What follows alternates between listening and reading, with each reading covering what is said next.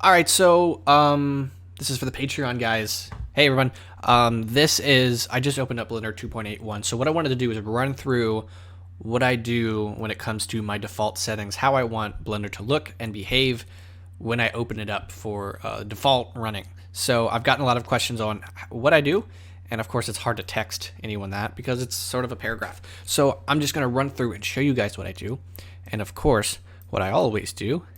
Just delete those guys. No one ever uses those by default, I think, as far as I know. So let's go into the preferences of Blender. So first off, on animation, I do keep the interpolation at linear. I'm surprised it's actually already at linear. Normally it's at Bezier, but because most of the animations that I do are looping, I keep it at linear so that the animation doesn't slow down and speed up when it starts. All this is fine. I do want to change the UI size, so if I can find where that's located. So this is really cool how they have all this cool stuff. This is where I'm going to actually change all my colors. Right now everything's blue. I want it to be red. It used to be purple on Blender 2.8, but I kind of want to change it up a little bit. So look dev size, I'm not going to touch that. Whoops. Put it back in there. So back to preferences. Alpha clip, all this stuff looks fine. Lights, editing, animation. Okay, so this is all the boring stuff. I'll change the UI size later. I'll have to find that. So for this, I want to keep it default at actually cycles. I've been using cycles a lot lately, so that's what I want to keep it at. I'm going to change this to GPU compute because I do use a GPU. Let's go and just make sure it is using my GPU. So let's see, here we go, CUDA, GeForce, Intel Core, so I want it to use both of these. This was unchecked. The cool thing about Blender 2.8 is actually renders on the CPU and the GPU. I'm using a gaming laptop, so I need to use as much power as I have, OPIX, all this stuff, so definitely glad I remembered that. And as I go randomly, I'm going to go to default, save startup file, just to make sure I don't crash anything. So I'm going to keep it off of experimental, make sure that's not there. So let's go back to Eevee and turn on my default. So ambient occlusion, bloom, screen space, motion blur. Usually I keep it off, but I'm going to keep it on because lately I have been using motion blur.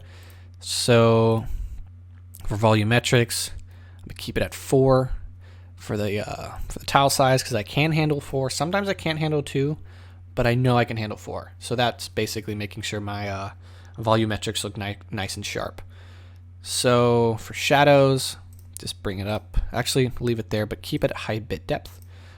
Screen space reflections, turn on refraction, turn off half res trace, and trace precision, bring it all the way to 1, and leave that there.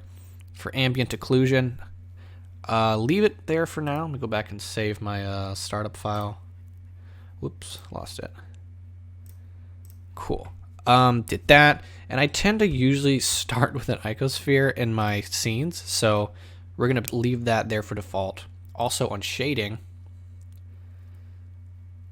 I'm going to go and change this window here to the way I like to see it. So we're going to bring this over, bring this guy over, kill that, and then we're going to bring this guy over, just like that, and then this one is going to go to the 3D viewport, just like this.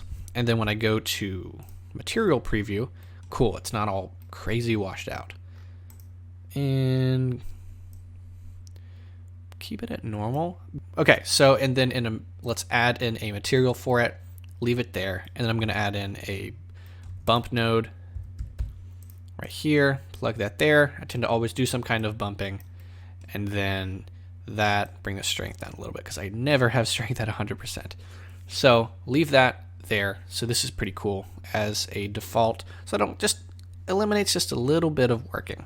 And then of course let's also add in color ramp, just plugged into nothing because I'm pretty much always using color ramps as well. So plug him into the height, and nothing's going to happen, but that's fine. So that's my default for the shading tab. Everything looks cool on layout. Shading here in this particular material, I want to turn on backface curling, refraction, and translucency so that I can get some nice glass if I want to use glass. So leaving that there. And then the render viewport settings, fine with that. So let's go back to cycles, and then here on performance, 264 on the tile size, and that's for rendering. That's usually the default. Spectral spiral is cool. I used center for a second, only because it looked cool, and that was stupid, because it's not that fast. So performance is cool. Color management, filmic, and let's go to high contrast. Let's make sure that's there for Eevee as well. Cool, it's there for Eevee as well. So let's go back to cycles. And then sRGB looks nice. Use curves, don't need that. Bake, never really touched that much. Performance is cool. Film is cool. Motion blur, wow, you can actually turn that on for cycles. Definitely want that. Turn off, we'll keep on here. Volumes, looks fine. Light paths, looks fine. The render, if I ever render cycles, I tend to keep it at the default if I have like really light scenes. Otherwise I bump it up to like 1,000. But I only do 1,000 if I'm using a render farm. So let's keep it at that default. Looks nice. Honestly, let's put it at 200. And the viewport, leave it for now. And I think that's good for everything. Let's go and make sure that the Node Wrangler is enabled. I believe by default it is. Yeah, Node Wrangler is on by default. And I don't have, do I have all my stuff? I don't. I think I do need to reinstall it. Tissue, cool. Use that. Rando mesh is not, okay, so I do need to do some installing on some of my favorite add-ons. Let's turn on extra objects. I love that add-on. Let's see, anything else that's in here. Definitely the tree gen. I don't use IV gen. I really don't like it. ANT landscape. Let's keep going. Bolt factory, definitely. Extra objects. Geodesic domes. I just like random stuff, so I keep those in there for sure.